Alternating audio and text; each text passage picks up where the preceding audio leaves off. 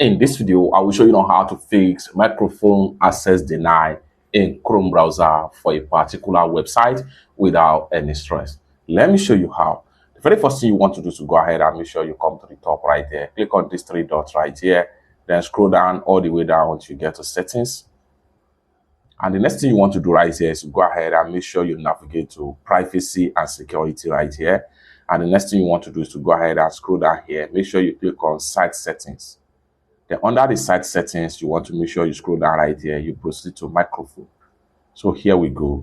Don't allow site to use your microphone. All you have to do is to make sure you switch to site can ask to use your microphone. And with that, if you want to have or you want to enable microphone access to any site in your Chrome browser, it's going to ask you. Then all you have to do is to simply click on allow. And with that, the problem of microphone not working is going to fix on a particular website or any other app in Chrome browser. It's that simple. For more useful tutorial tips and tricks like this, consider to subscribe. Thank you so much for watching, and I hope to see you in my next video. Bye for now.